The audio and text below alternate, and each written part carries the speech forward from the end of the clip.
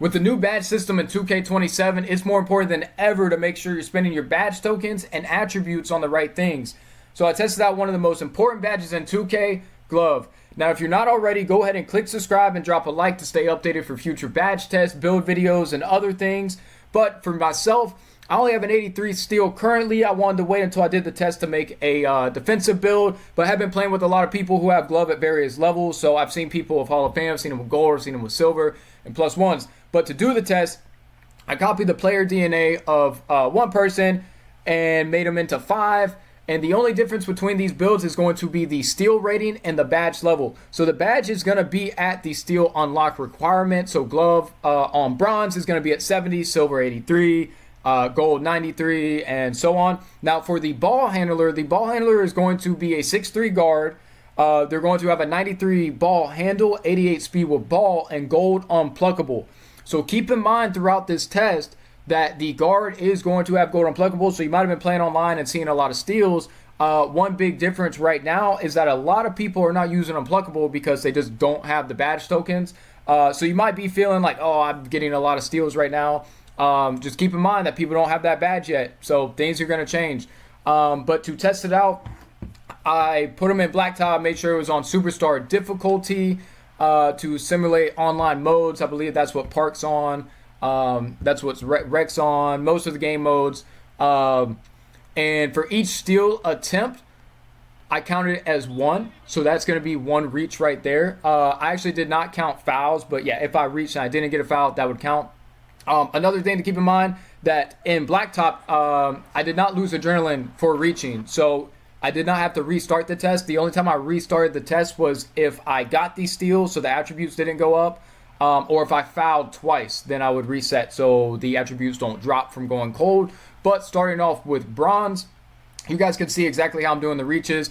Bronze did give us 6 steals out of 25 reaches. Now, I do want to say you guys can see how I'm doing the reaches. I'm not counting ones where I'm not even like on the right side of him, right? Like if I'm right here, I reach when I'm on the ball side, right? I'm not counting it if I'm reaching on the opposite side. Like it's got to be the ball is going through my arm for me to count it as a reach. Like that's counted as a reach. But yeah, I also tested the moving. So coming out of an escape move and you reach, that's a little bit easier to steal the ball, which is why we got 6 out of 10. But moving on to silver, we got 8 out of 25 steals for each attempt.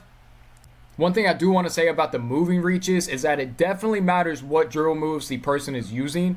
For this, I did copy some of the more popular ones for the guard, but when he does his right side escape, the ball comes out a lot farther, it's a lot wider, so if you're playing the hip, it's super easy to reach, which is why we're getting 7 out of 10 with silver and 6 out of 10 with bronze. But when I did the left side escape, the ball's a little bit closer to the guy, it's a little bit more behind him, it's hard to play the hip and get the steal. So keep that in mind when you're playing online. Like dribble moves are going to matter. If you play the hip, you're still going to get a lot of steals. It just depends on what animation they're going to have on. You might get less, you might get more on certain ones. But with gold, we got 9 out of 25. So there is an increase going from bronze, silver, and gold. And I do think this year, gold is going to be a sweet spot off the fact that you could go silver and +1 it. 93 steel also isn't that hard to get to in the builder, but even here we got 6 out of 10. But like I said, I think it just matters what the drill moves are, because when I was reaching on the right side escape, I was getting a lot of them. When I was reaching on the left side, I wasn't really getting that many because the ball's a lot farther back. But yeah, I think gold will be a sweet spot this year. But moving on to Hall of Fame, we did get 8 out of 25, which is less than gold, but you guys can see how I'm reaching. Like I'm not counting bad ones and like I'm on the ball reaching. I really just wasn't getting it. One other thing I noticed with Hall of Fame and Legend, it felt like I was getting way more fouls than bronze, silver, and gold. Bronze, silver, and gold, I barely got any fouls. With Hall of Fame and Legend, I was getting some. Now Legend, there is a pretty big increase going from gold and Hall of Fame. We did get 11 out of 25 steals, which is a pretty big difference, you know, considering the guy has gold unpluckable. So imagine someone with like no unpluckable or bronze or silver. That's pretty good. That's almost 50% of our reaches we got it. But even moving, yeah, 6 out of 10 still. So I feel like this is more like dribble based, right? Like they're animation based. But that's pretty much all I got for y'all. So if you guys did like the video, if it helps you out when it comes to making a build, make sure you guys go ahead and click subscribe, drop a like, and let me know what other badges or anything else y'all would like to see in the future.